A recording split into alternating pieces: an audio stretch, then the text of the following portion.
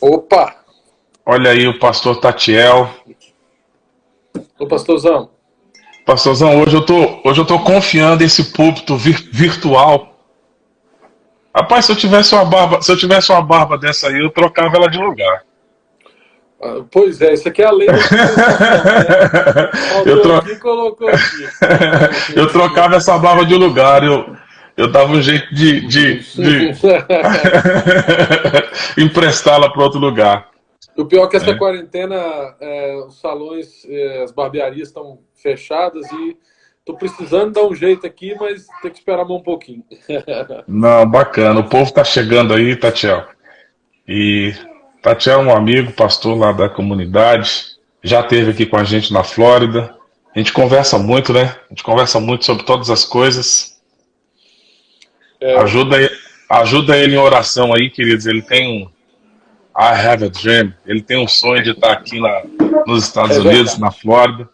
Então, é se verdade. você se você for abençoado pela mensagem dele, eu vou responsabilizar a mensagem dele agora. Se você for abençoado pela mensagem dele, coloca o nome dele em oração. Jesus! Subiu a régua. Pastor, eu agradeço a confiança, é uma honra. Estava dizendo para a Melina, para minha esposa, existem pessoas que as pessoas elas nos apresentam, né? E existem pessoas que Deus nos apresenta. Isso não é retórica. Existe uma conexão, uma afinidade, algo maior entre algumas pessoas e Deus me presenteou com a sua amizade da pastora Marcele e dessa família aí que tanto nos tratou e nos trata com muito carinho e deferência. A gente é muito abençoado e muito feliz por isso, viu? Você pode ter certeza que é uma honra estar aqui. E principalmente para muita gente, né, que a gente teve contato aí na Flórida, em Fort Pierce. Pastora Marcela apareceu ali. Deus abençoe, minha querida. Mulher de Deus, profetiza. É isso aí. Amém, querido. Fica à vontade. Let's go preaching. Eu confesso que eu nunca fiz dessa forma de pregar, mas eu quero compartilhar algumas coisas. Coisas assim, não é uma pregação expositiva, aquela coisa, mas ministrar algumas coisas que Deus tem colocado no meu coração nessa pandemia, pastor André, onde a gente percebe que as tensões das pessoas estão bastante aguçadas e não só com o presente momento, mas também com o futuro. E nessa pandemia, nesse momento de crise, a gente lê muita coisa, ouve muita coisa, mas principalmente a gente precisa meditar na palavra do Senhor. E eu queria conversar com o pessoal, saber, a gente vai estar conversando aqui, eu vou falar, a gente vai conversar, como é que é, pastor? Não, você vai discorrendo o seu assunto e a gente vai conversando sobre ele. A Vai gente vai fazendo conversando, bate-bola. legal, Isso. legal. É, uma palavra que está muito forte no meu coração, esses dias em Mateus capítulo 10. Um abraço para todo mundo, né? Quem está chegando agora. Mateus capítulo 10, quando Jesus vai enviar os 12 discípulos, ele tem alguns conselhos e admoestações para os discípulos. No versículo 9, ele vai dizer assim: não levem nem ouro, nem prata, nem cobre, nem cintos, não levem nenhum saco de viagem, nem túnica extra, nem sandálias, nem bordão, pois o trabalhador é digno do seu sustento. Quando Jesus envia eles para um propósito, Jesus diz que eles não precisavam se preocupar, porque a provisão viria. E adiante, ele vai falar de algumas dificuldades que eles iriam enfrentar no caminho, como na vida a gente enfrenta, passa por momentos que nós estamos passando agora. Mas se eu pudesse dar ênfase, eu daria uma ênfase ao versículo 29, pastor André. que diz assim: não se vendem 2 pardais por uma moedinha? É uma pergunta. Contudo, nenhum deles cai no chão sem o consentimento do pai de vocês. Até os cabelos da cabeça, agora isso é uma piada pronta, hein, pastor? Até os cabelos da cabeça de vocês estão contados. Ainda tem um pouquinho aqui. Portanto, não tenham medo. Vocês valem mais do que os pardais. Eu estava olhando para esse texto, eu fui entrar na internet e fui ver algumas coisas. Aqui está uma figura impressionante. Os cientistas, agora falando da América, estou falando pessoal da América, os cientistas estimam que apenas nos Estados Unidos, 13,7 milhões de pássaros morrem todos os dias. É uma estatística aparentemente aleatória e desagradável, mas quando eu me deparei com isso aqui, o meu coração ficou encorajado, pastor André. O texto diz assim: não são 2 pardais vendidos, por outra versão, por 1 tostão, e nenhum deles cai no chão à parte do seu pai? Hoje existem centenas de bilhões de pássaros em todo o mundo. E quase todos eles não têm um valor monetário agregado. Além de um punhado de pássaros que estão ameaçados de extinção, nós não atentamos para essas criaturas, nós não rastreamos elas. Agora imagine, pastor, você que é um homem da tecnologia também, ter uma tecnologia que fosse monitorar todos esses pássaros no mundo todo ao mesmo tempo, sem deixar eles escapar 1 minuto sequer. Pois é isso que a Bíblia diz que o Criador deles faz. Ele está no controle em todos os aspectos da vida dele. Desde o nascimento, a cor das suas penas e quantidade de penas está no cuidado paternal de Deus. Não sou eu que estou dizendo. Isso não é uma conjectura minha. Isso é uma conjectura da palavra. Diz assim: não se vendem 2 pardais. Ele está dizendo... A gente foi criado aqui no Goiás, a gente olhava... As pessoas vendiam um canarinho, era um preço maior, porque ele cantava bonito. Mas pardal é uma árvore sem raça. É uma ave sem raça. Ela não tem valor agregado. O Salmo 84 diz assim: até o pardal achou casa e a andorinha ninho para si. Pardal, toda vez que a Bíblia fala de pardal, é um pássaro, uma ave sem valor. Ela voa baixo, ela come lixo. Mas o Senhor está dizendo que nenhuma delas, nenhuma sequer, se perde sem o consentimento, ou cai no chão sem o consentimento do nosso Pai. E aí ele não para por aí. Ele diz assim: até os cabelos da cabeça de vocês estão contados. Portanto, não tenham medo, vocês valem muito mais do que esses pardais. A gente vê nessa hora que narrativas estão sendo criadas, temores sobre o futuro e sobre o presente. É claro, pastor André, que eu percebo que as pessoas elas precisam se preocupar com o futuro.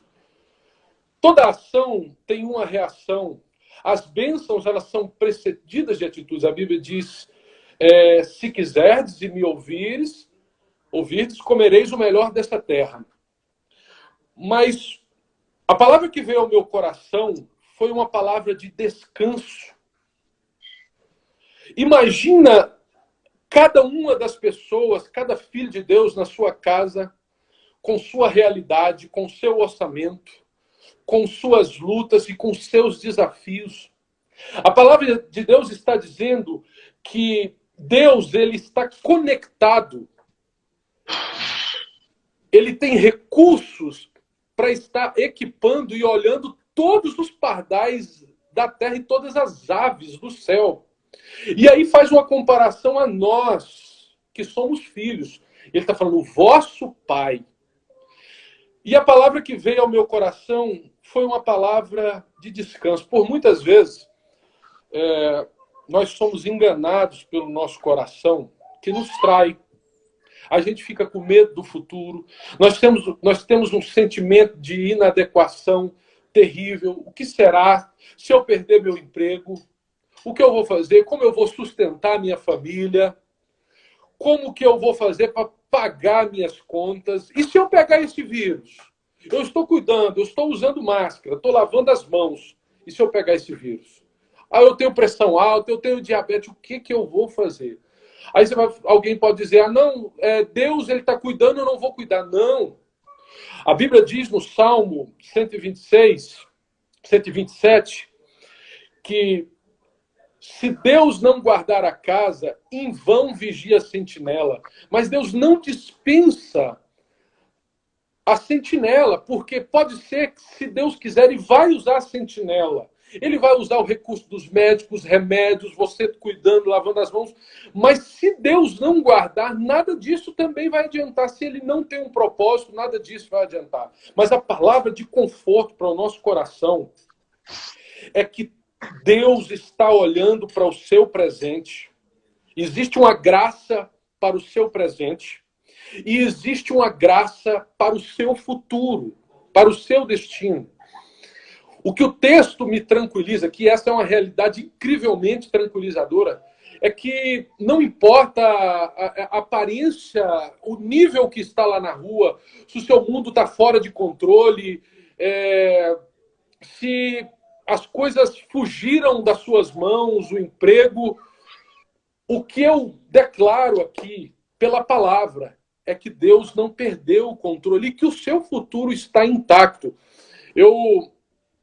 Esses dias eu ouvi uma palavra muito forte de um pregador americano, pouco conhecido, e ele dizia o seguinte: não entre em pânico se você não conseguir descobrir a sua vida.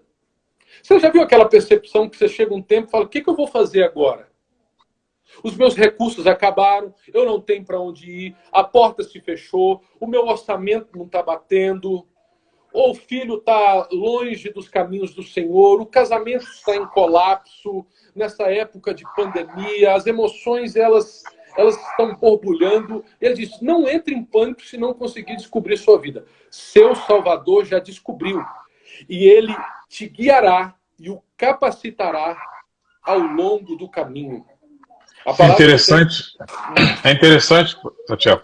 Mateus 6,26, ele fala exatamente isso. Contemple, ele está pedindo para a gente fazer uma observação. Né? Você está falando sobre aves, Mateus 6,26 fala sobre isso. Contemple as aves no céu.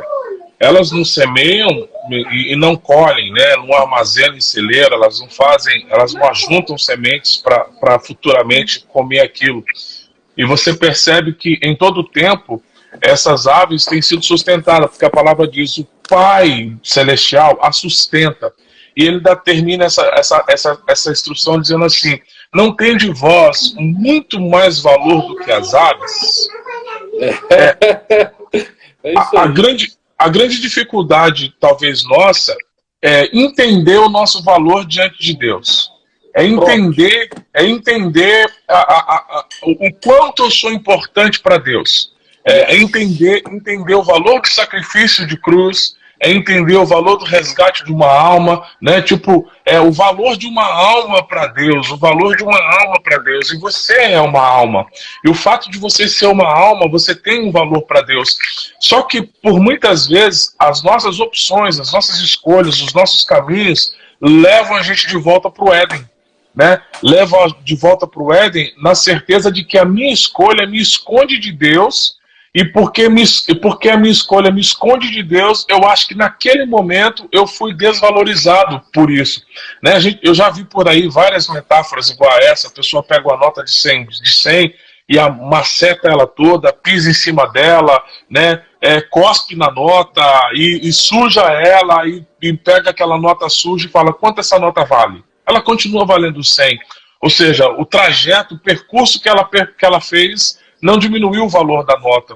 O que a gente precisa entender é que o percurso que a gente faz não faz com que a gente perca o valor, mas o percurso impede a manifestação do sustento do pai, né?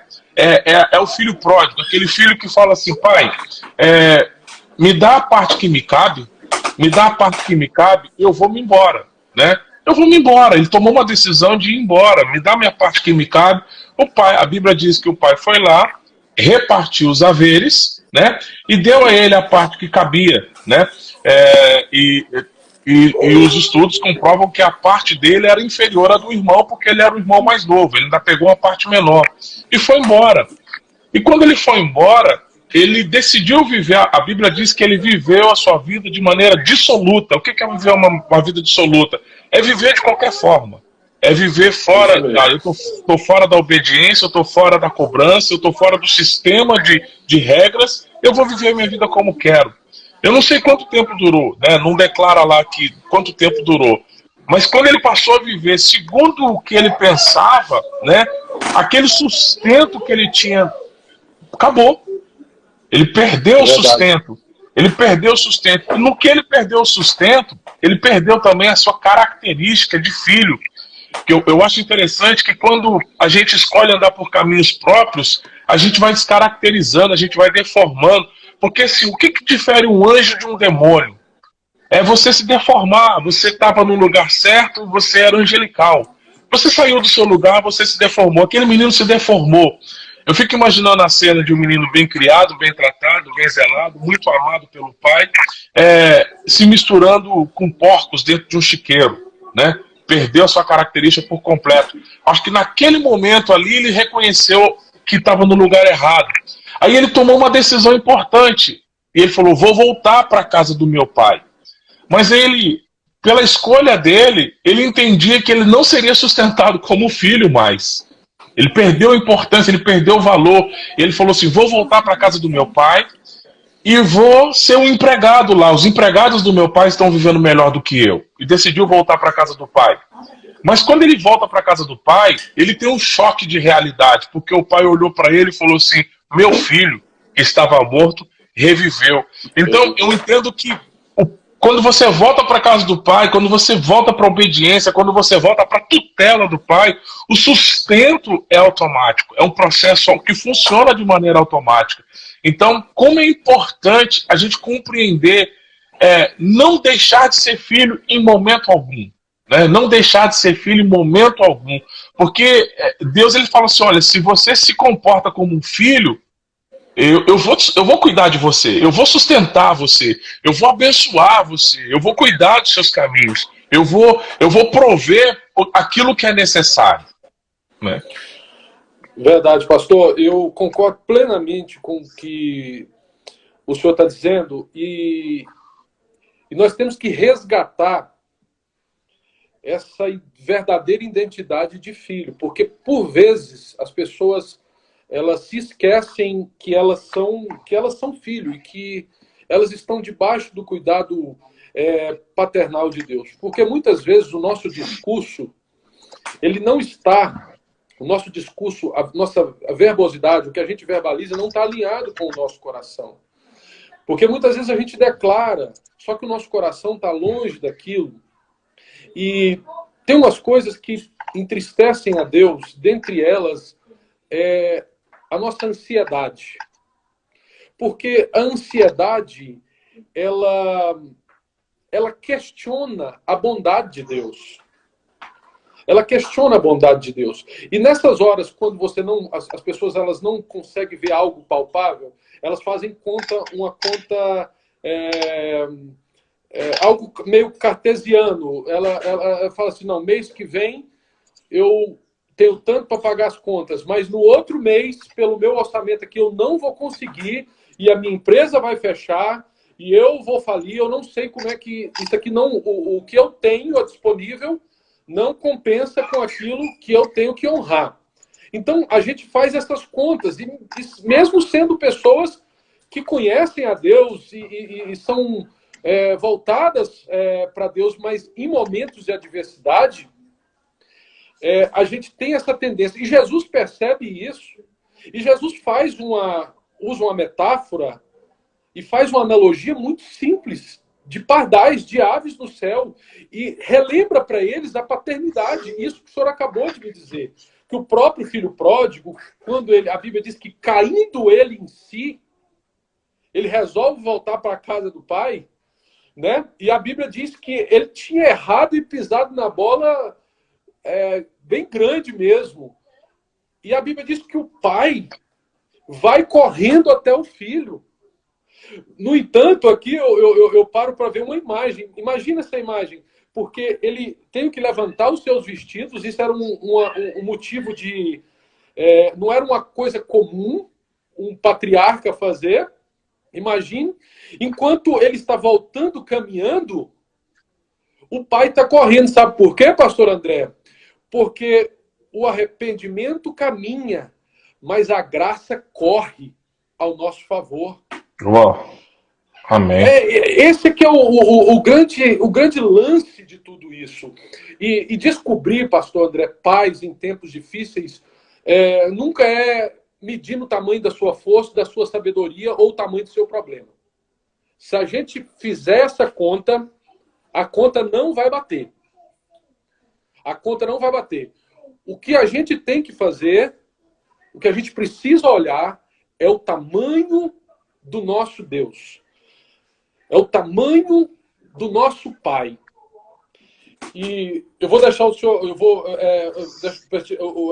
deixar o senhor comentar, e depois eu quero conversar com o senhor num texto, numa história de um salmista, que não é Davi, que está passando por um momento desesperador. E o que ele escreve mostra muito a nossa vida em momentos de crise. Pode falar, pastor.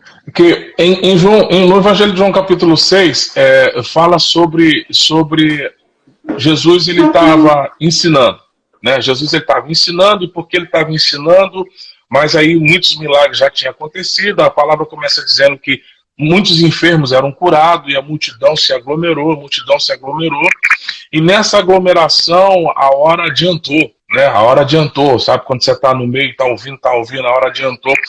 Os discípulos manifestaram uma preocupação clara, né? As pessoas vão sentir fome, né? As pessoas vão sentir fome, a gente está num lugar afastado, né? A gente está num lugar longe, as pessoas vão sentir fome. Mas é interessante porque na ótica humana manda cada um se virar.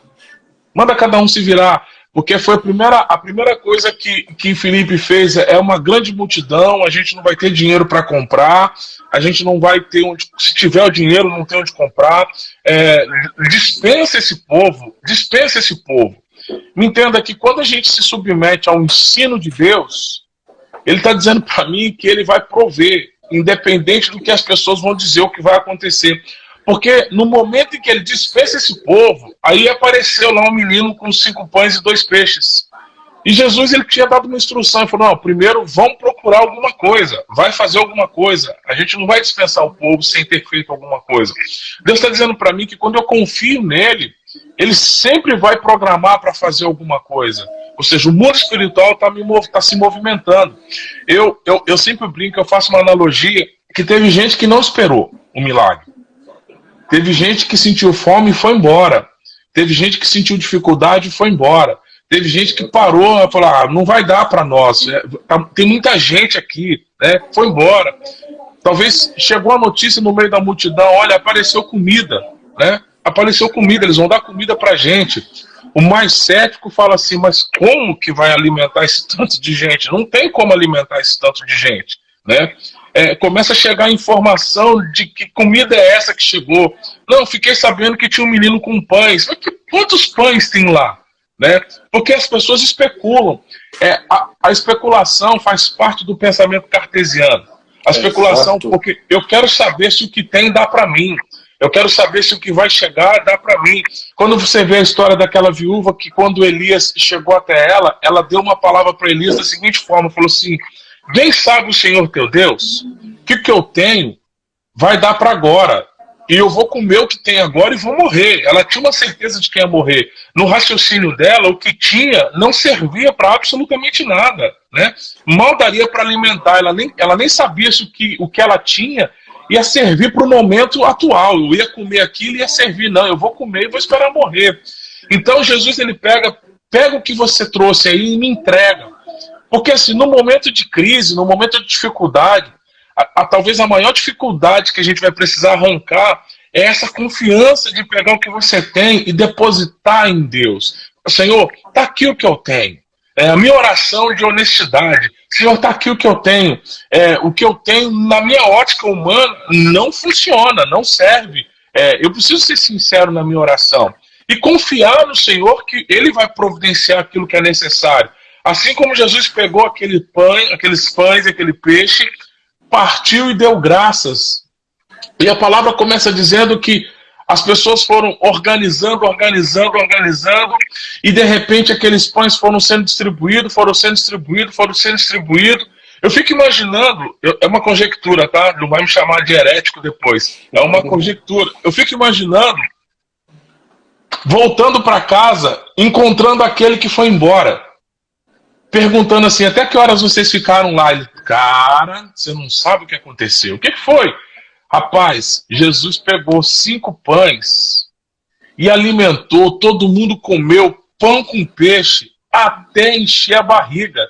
Ele falou, sério, mas como isso aconteceu? Eu nem te conto. Os cestos não se esvaziavam. Ou seja, quando a gente se antecipa, a gente perde a participação do sobrenatural, a gente perde a participação do milagre. Então, a antecipação é uma precipitação, é me lançar antes da hora.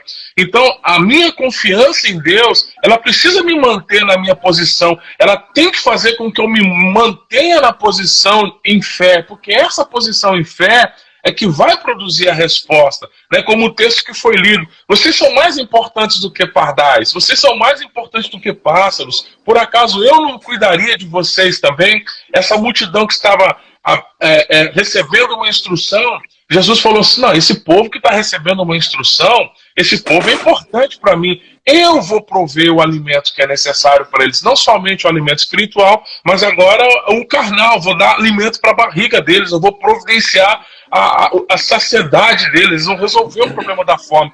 Então, como é fundamental a gente não sair da instrução, né? Então, qual é o pensamento que eu tenho acerca desse texto todo? Não saia da instrução. Não abandone a instrução, não abandone a orientação, porque na orientação, na sua perseverança em estar debaixo da orientação, e muitas vezes estar debaixo da orientação, queridos, não é estar ouvindo mais uma palavra, mas é estar obedecendo ela, cumprindo as ações da palavra que você já ouviu. Né? Cumprindo a ação imediata da instrução que você já ouviu, porque é essa instrução que vai manter a provisão, é essa instrução que vai manter os olhos de Deus voltados para você, é essa instrução que vai produzir a multiplicação, que vai produzir o sobrenatural. Aquela mulher, mesmo com medo, ela confiou e falou assim, o seu Deus sabe, né? Seu Deus sabe que eu não tenho nada, mas está aqui o que eu tenho, toma. Quando ela entregou, mesmo com medo, mesmo sem saber o que ia acontecer, mesmo dando um tiro no escuro, ela experimentou o sobrenatural, ela experimentou o milagre. Então, a gente é especialista o medo, ele entra e força a gente a mudar a nossa perspectiva. A gente tira o olho daquilo que Deus pode produzir e começa a querer procurar naquilo que eu posso produzir. Como é importante você aprender a descansar. Espera, confia, permaneça na instrução. É verdade, pastor. Mandar um abraço para a pastora Heloísa, que está assistindo aí, uma grande amiga, o Daniel Cardoso. Deus abençoe todos os outros aí. Daniel já esteve aqui, ministrou na virada de final de ano, ele esteve aqui comigo. Gente boa. Para quem chegou agora, comentei com o pastor, a gente está falando sobre Mateus 10, 29. Não são 2 pardais vendidos por um tostão, e nenhum deles cairá no chão a parte do seu pai, se o seu pai não permitir, outra versão diz. Eu estava dizendo, o pastor está nos Estados Unidos, muita gente aí sabe, eu acho que a grande maior parte, o pessoal que me segue e não conhece ainda, o pastor André, nosso pastor, nos Estados Unidos, ali em Fort Pierce, no sul da Flórida. Mas vou voltar a falar aqui, uma figura impressionante. Os cientistas estimam que 13,7 milhões de pássaros morrem todos os dias. É uma estatística, igual eu falei, aparentemente aleatório e desagradável. Mas quando a gente olha para isso e olha para o texto, a gente tem que descansar no Senhor, precisa descansar no Senhor. Porque se Ele não permite um pardal que voa abaixo, come lixo no chão, uma ave que não tem valor agregado, que não tem raça, Rafael Marazzo, abraço, meu amigo, que não tem raça, Deus está dizendo que monitora todas elas e nenhuma cai. Imagina nós, pastor André, imagina nós, Deus está de olho em todos, como Isaías vai dizer, né? Se a sua mãe que amamenta o filho deixar, Deus não irá te deixar.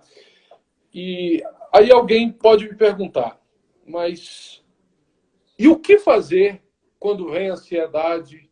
O que fazer quando vem a incerteza? Mesmo você sabendo, olhando para esse texto, né, pastor? Porque mesmo a gente olhando para esse texto, o nosso coração muitas vezes é assaltado pela ansiedade, pela angústia. O que fazer? E eu queria conversar com o senhor, a gente ainda tem tempo, não tem, pastor? Tem sim. E eu queria ouvir o senhor, a gente conversar um pouco sobre isso aí, porque muitas vezes a gente, sabendo que a gente tem um Pai no céu e que Ele está no controle, que o nosso futuro está intacto, a gente tem dificuldade para dormir de noite, algumas pessoas têm dificuldade para dormir, pensando no que vai ser, o que vai ser quando acabar essa pandemia, ou daqui uns dias. E eu, de antemão, já digo, anote isso, você que está me ouvindo, toda crise gera uma oportunidade. Você tem que observar aonde Deus está nessa crise. Ele está em algum lugar. O bispo JB diz, você atentar aonde Deus está. Por que ele está?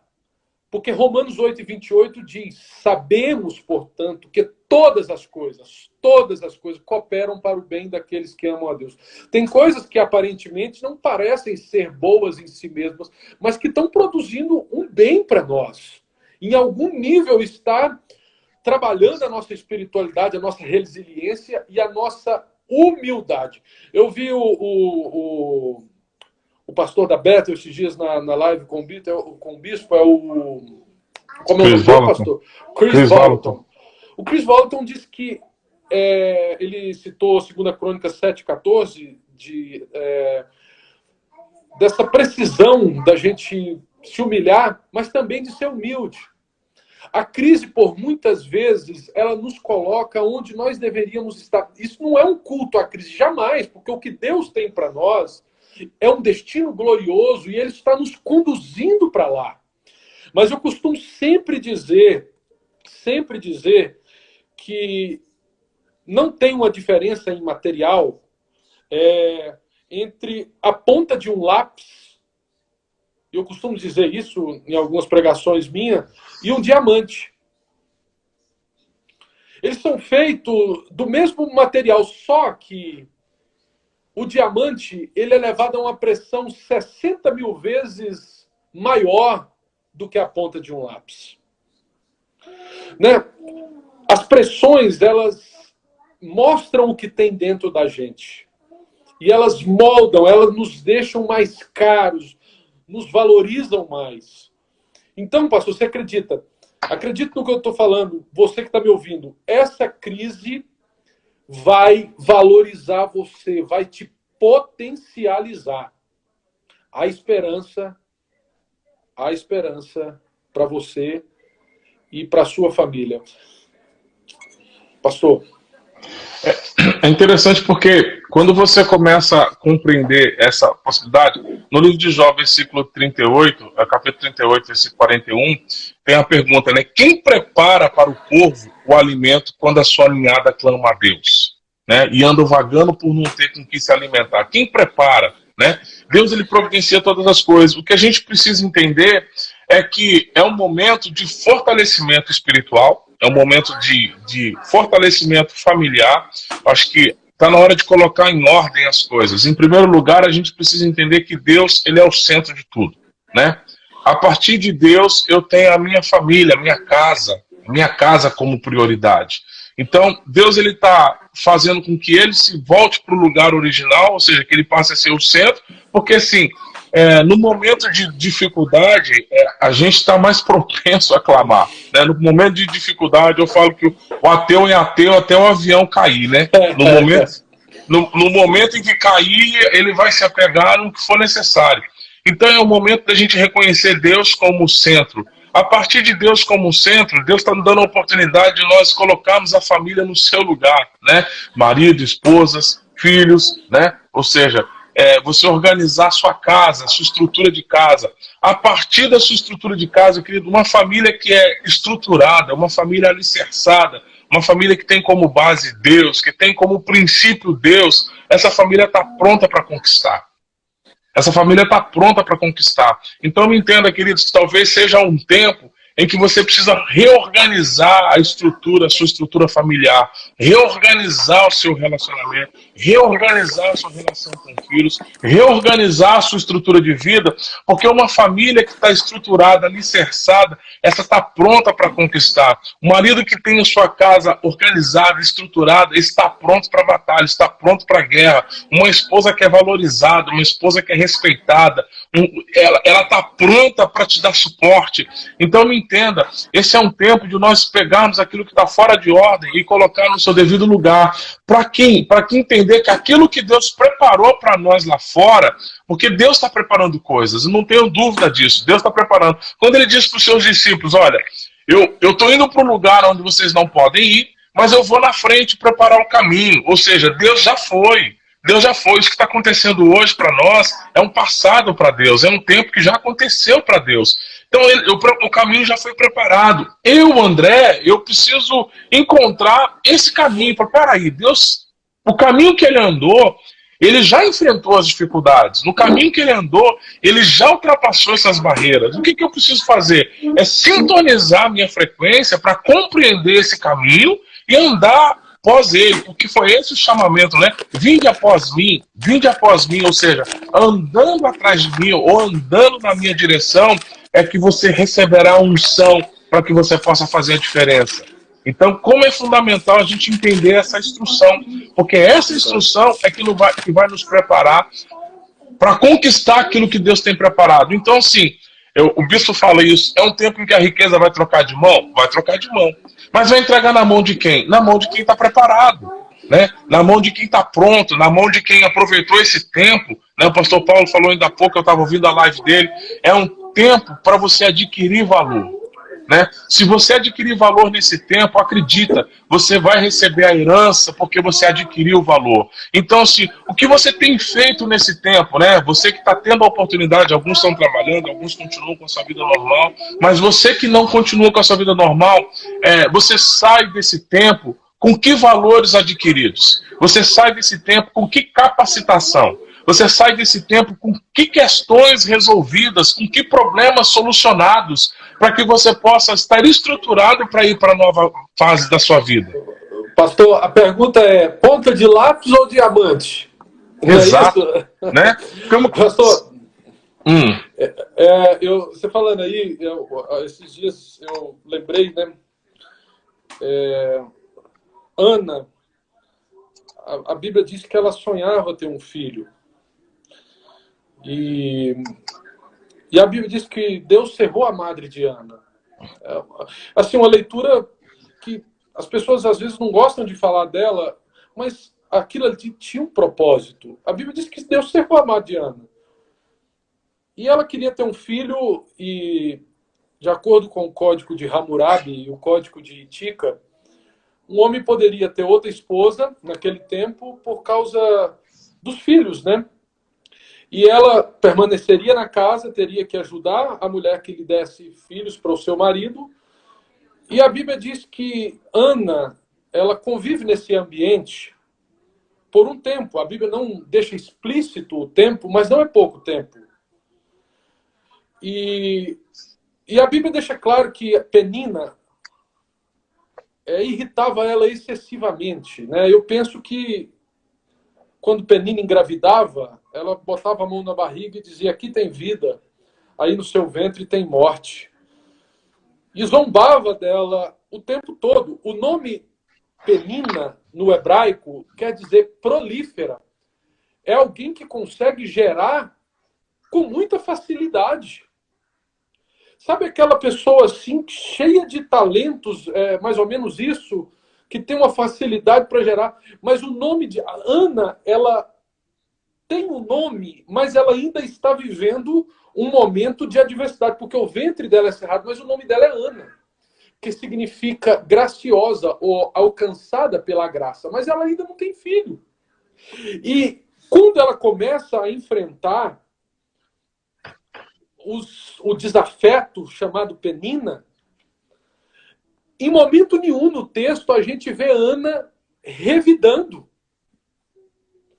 Mostra aqui um valor que é inestimável para todos nós conquistarmos aquilo que Deus tem para nós, chamado humildade.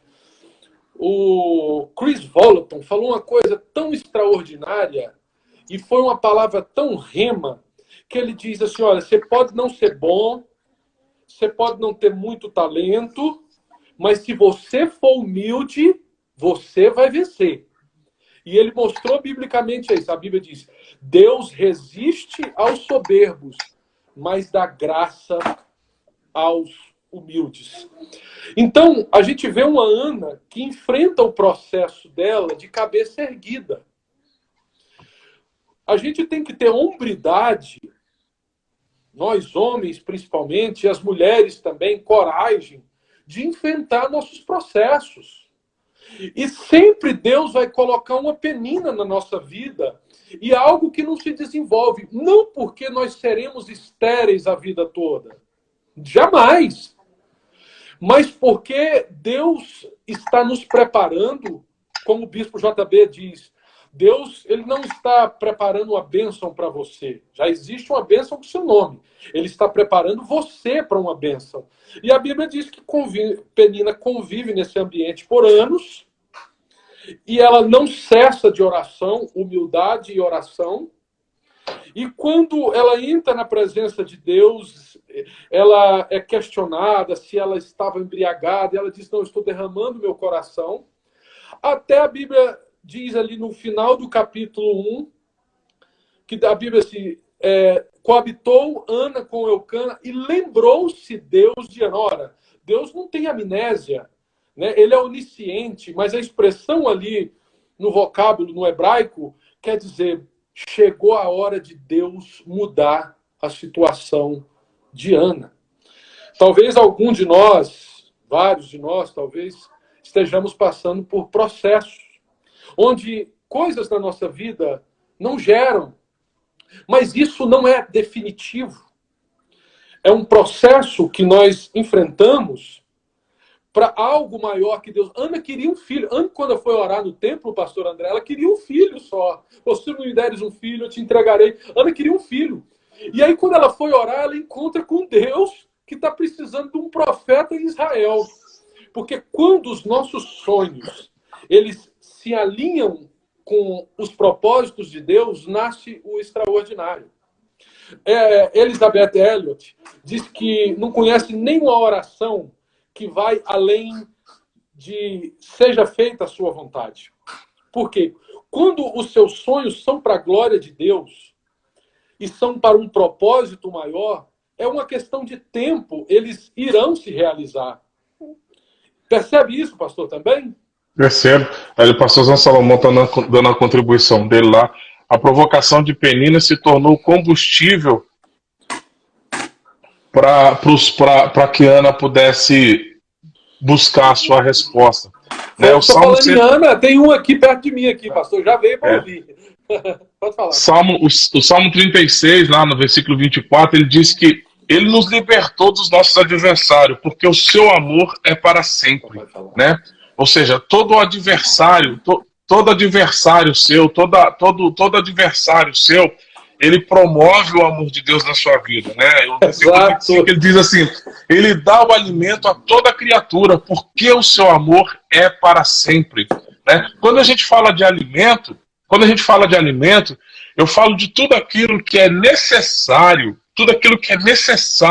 para mudar a sua história. O amor de Deus tem essa capacidade, né? O amor de Deus tem essa capacidade. O amor de Deus tem a capacidade de produzir em você tudo aquilo que é necessário para que você possa suportar e passar de fase e mudar a temperatura que você está experimentando, que você está vivendo.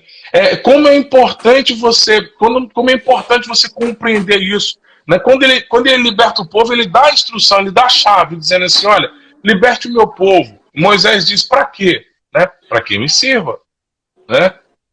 A liberdade do povo tem um propósito: meu serviço, né? Meu serviço.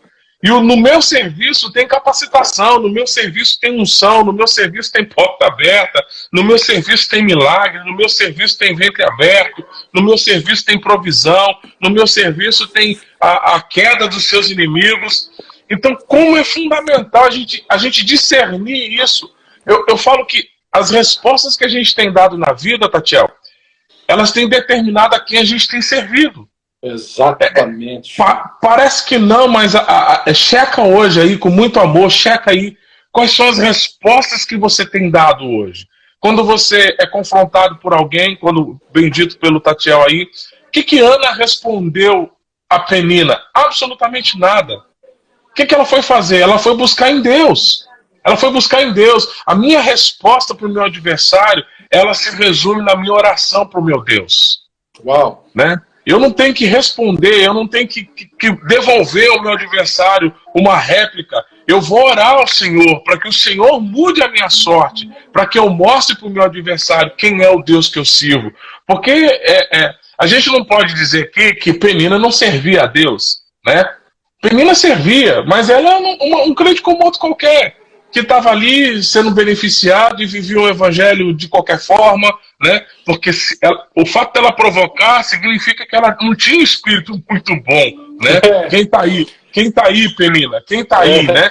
O fato dela provocar, mas a provocação, como bem disse o pastor Salomão, fez com que Ana convertesse o carvão na ponta do lápis num diamante.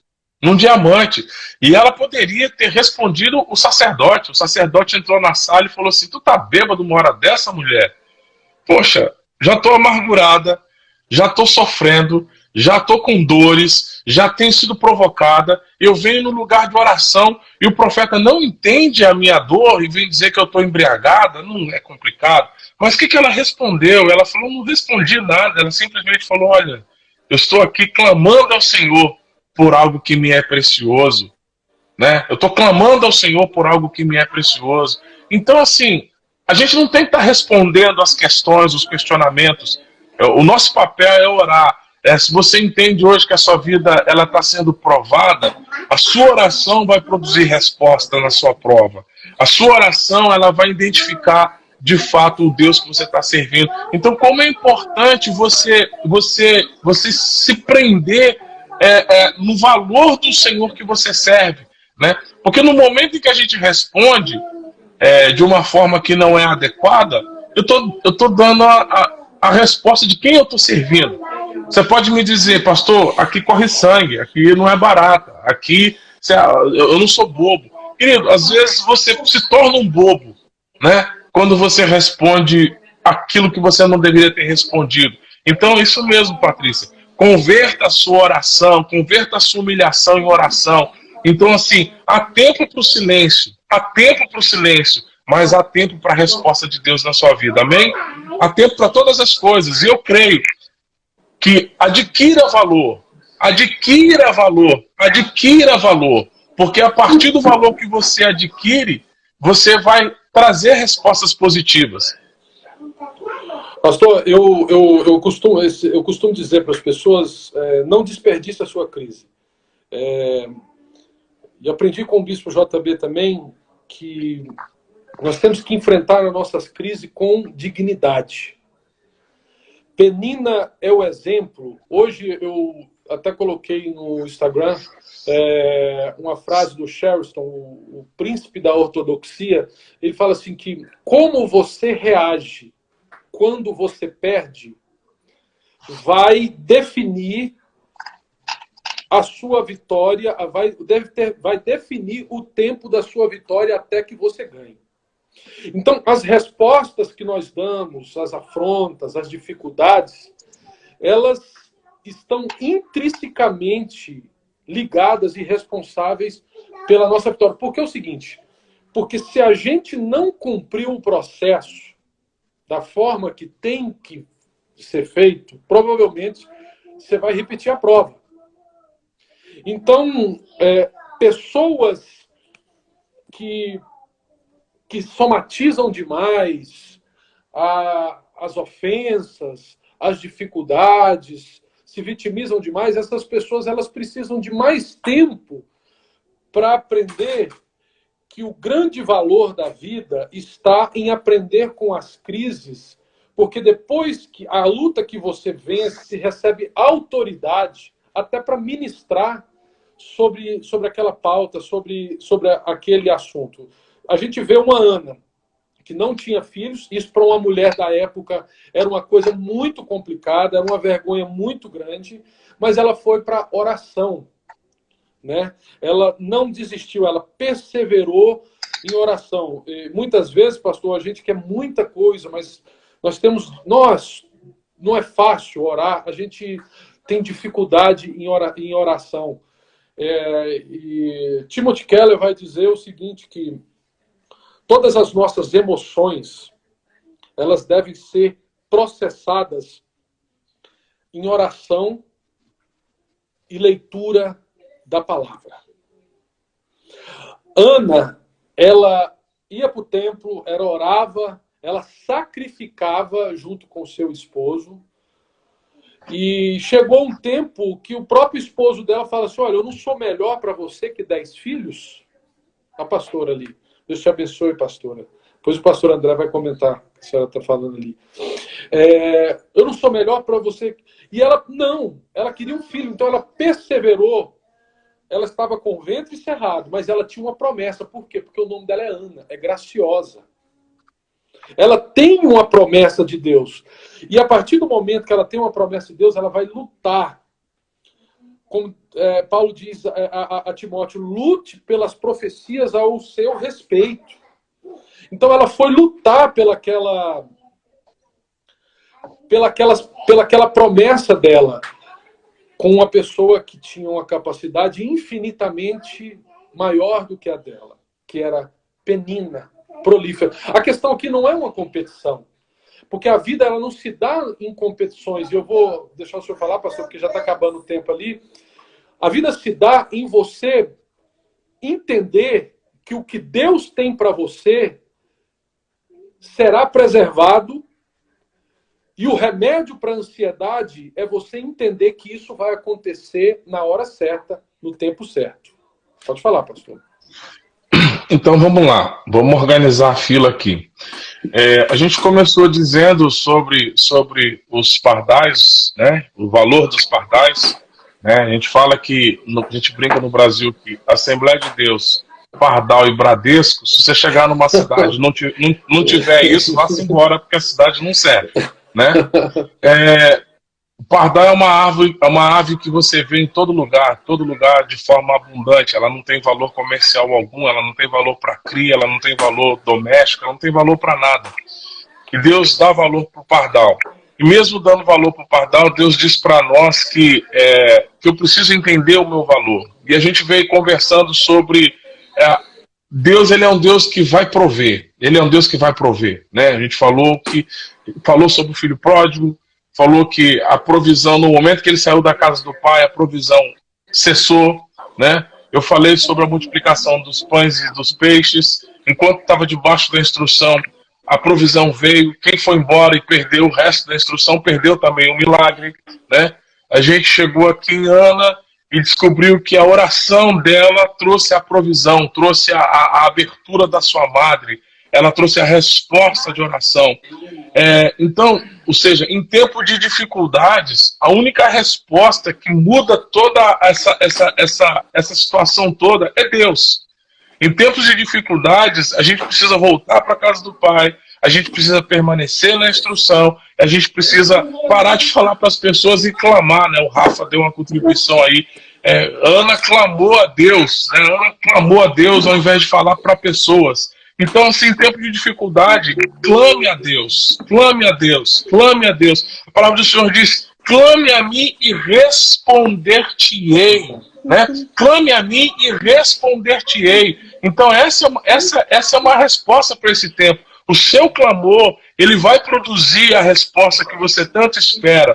Então, queridos, aí a Bíblia ainda arremata isso. Eu falo assim: olha, você precisa cuidar de algo. Não andeis ansiosos com coisa alguma.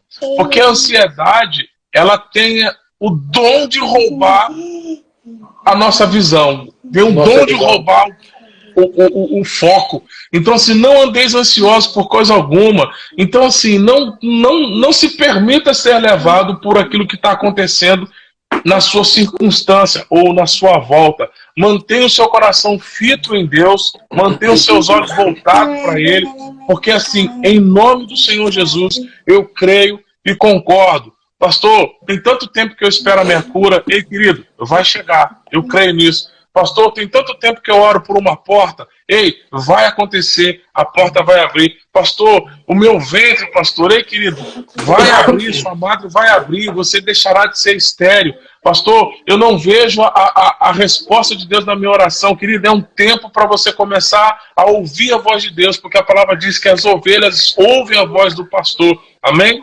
A live vai cair. Eu vou deixar salva essa live. Amém? Para você ver depois. Eu quero agradecer o pastor Tatiel Felipe, quero agradecer você que está aqui conosco, né? Esses amigos que participam com a gente aqui. Faz com que a gente se sinta perto uns dos outros. Amém? Que Deus te abençoe, que Deus te surpreenda, né? Que seja uma semana de surpresas de Deus. Deus é um Deus que produz surpresa. Que Deus produza surpresa sobre o seu coração, sobre a sua vida, sobre a sua casa, sobre toda a sua estrutura pessoal. E que você possa ser uma testemunha viva daquilo que Deus produz. Amém? Amém. Um grande abraço ao meu cunhadão lá, o Michel. Um grande abraço, Tatiel. Obrigado pela sua vida. Obrigado. Um abraço da Melina, um abraço da sua filhinha Ana. Tá? Tá bom. Então, que Deus te abençoe. É o Ricardo aí, tá? Ricardo, valeu, abraço. Tchau, tchau. Tchau, tchau.